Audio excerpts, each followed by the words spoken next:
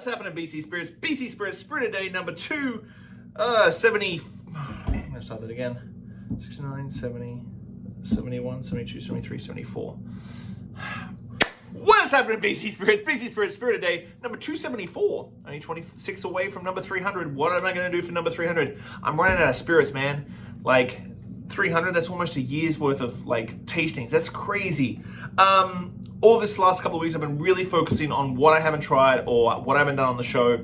Well, because I am running out of spirits pretty fucking quickly right here. And I've bought a whole bunch of stuff to restock this thing. And I don't need any more than 150 something gins now, which is what I've got as of today. But this one, now I talked about this when I did Marrow the other week. I don't do a lot of vermouth tastings, mainly because one, they can't just sit on my shelf and hang out for months and months and months and months for me to go and pick out when I have time. They have to be in the fridge. I have to taste them once. They sit in my fridge. I have to use them up. They're done. So this one, again, big surprise that I haven't done this one. The Bittersweet Vermouth from Odd Society. How the hell haven't I done this one? I love everything that they do. People know that I love everything they do. I'm a massive proponent for Odd Society. I love working with Miriam and Gord. Tons of good stuff. But they're Bittersweet Vermouth. Now this one has got a good story. I'm going to read this one.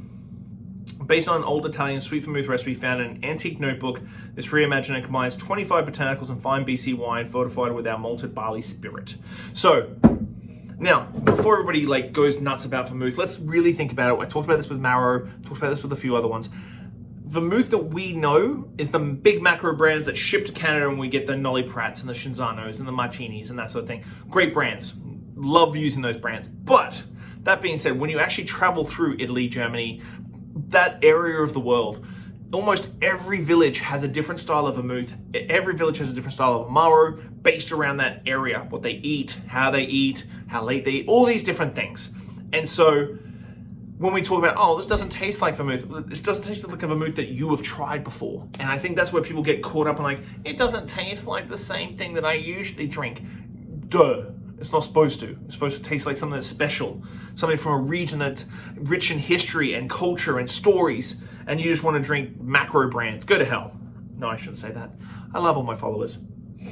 Oh, super flavorful on the nose. Everything from dry and sweet, almost like crunched up botanicals in your hand. Hints of sweetness, like grape sweetness, like wine sweetness. Now, I don't know what sort of wine they use in this one. Oh,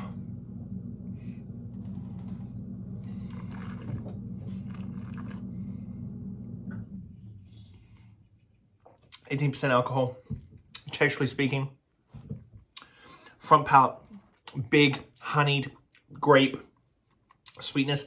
And then as it rolls through your palate, those herbs and the botanicals sort of catch you off guard and go, no. And you're like, oh, it's lovely and sweet and delicious. And then it's like, no, you're super bitter, complex, and dry.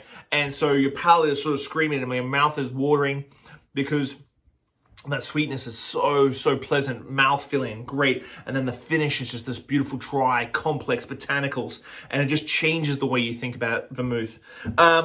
Bittersweet Vermouth from Odd Society.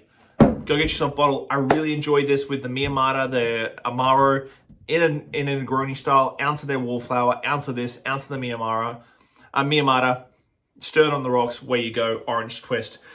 Thanks always for support, guys. See you tomorrow. Bye.